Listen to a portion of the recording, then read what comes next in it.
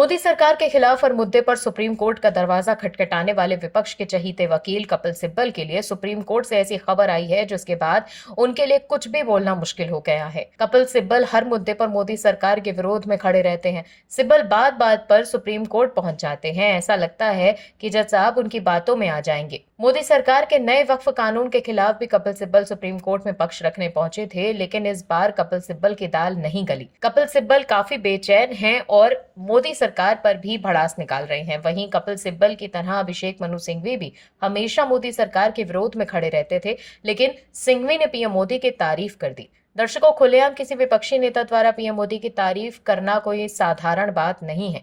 वहीं जब सिंघवी पीएम मोदी की तारीफ कर रहे थे तो हैरानी सबको होगी। हालांकि कपिल सिब्बल अब भी विरोध में ही खड़े हैं, लेकिन सुप्रीम कोर्ट में दूध का दूध पानी का पानी हो गया, जिसके बाद कपिल सिब्बल बैकफुट पर आ गए। क्या है पूरी खबर, बताते हैं आपको इस रिपोर्ट में। दरअसल कैश कांड में दिल्ली हाईकोर्ट के पूर्व जज जस्टिस वर्मा की मुश्किलें बढ़ती जा रही हैं। जस्टिस यशवंत वर्मा के आवास पर कैश मिलने के आरोपों की जांच के लिए सुप्रीम कोर्ट की ओर से गठित कमेटी ने एक रिपोर्ट पेश की है। कमेटी में पंजाब एवं हरियाणा हाईकोर्ट के चीफ जस्टिस शील नागू, हिमाचल प्रदेश हाईकोर्ट के चीफ जस्टिस जीएस संधावालिया और कर्नाटक हाईकोर्ट की जज अनु शिवराम शामिल थीं। कमेटी ने जस्टिस वर्मा के खिलाफ गंभीर निष्कर्ष निकाला है।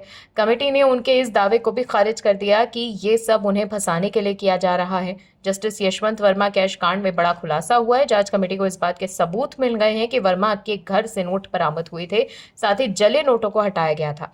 3 जजों की जांच कमेटी ने जस्टिस यशवंत वर्मा को हटाने की सिफारिश की है। अब सवाल यह है कि आखिर किसके कहने पर जस्टिस यशवंत वर्मा के सरकारी आवास से जले नोटों को साफ किया गया था और किसने इसे अंजाम दिया था। इसे लेकर जांच पैनल ने खुलासा कर दिया है। कैश कांड में जांच पैनल ने कहा कि जस्टिस यशवंत वर्मा के सरकारी आवास के स्टोर रूम में आधे जले हुए 500 रुपए के नोटों के ढेर को 15 मार्च की सुबह सुबह उनके निजी सचिव की निगरानी में विश्वसनीय नौकरों ने साफ किया था। ये सब तब हुआ जब जस्टिस यशवंत वर्मा दिल्ली से बाहर थे और स्टाफ से उनकी फोन पर बात हुई थी। जज वर्मा और निजी सचिव के बीच बातचीत के बाद भी जले कैश को साफ किया गया था। ये सिफारिश 64 पेज की एक रिपोर्ट में की गई है, जिसे राष्ट्रपति और प्रधानमंत्री को भेजा गया है। वहीं वरिष्ठ वकील और राज्यसभा सांसद कपिल सिब्बल ने इस मामले में जस्टिस यशवंत वर्मा का बीच बचाव किया। हाल ही में सिब्बल ने जस्टिस वर्मा को सबसे बेहतरीन जजों में से एक बताया था और सरकार की इस कार्रवाई की आलोचना की थी। सिब्बल का आरोप है कि सरकार का असली मकसद कॉलेजियम सिस्टम को खत्म करना और न्यायिक नियुक्तियों पर कंट्रोल पाना है। सिब्बल ने सरकार पर आरोप लगाया कि वो जस्टिस वर्मा के खिलाफ तो मामला चला रही है, लेकिन जस्टिस शेखर यादव के खिलाफ ऐसी कोई कार्रवाई नहीं करते। जस्टिस शेखर यादव पर पिछले साल कुछ सांप्रदायिक टिप्पणियों के आरोप लगे थे। उनके खिलाफ विपक्ष के सांसदों ने महाभियोग का नोटिस भी दिया था। सिब्बल ने कहा, मैं पूरी जिम्मेदारी से ये कह सकता हूँ कि वो सबसे बेहतरीन जजों में से एक हैं जिनके सामने मैंने बहस की है।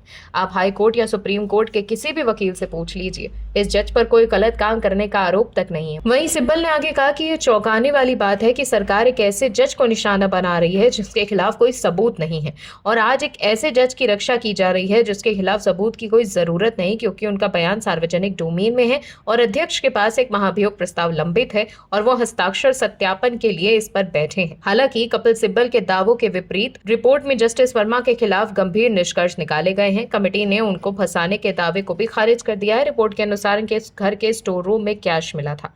Bureau report, OMH news. आप दर्शकों से विनम्र निवेदन है कि चैनल को सब्सक्राइब जरूर करें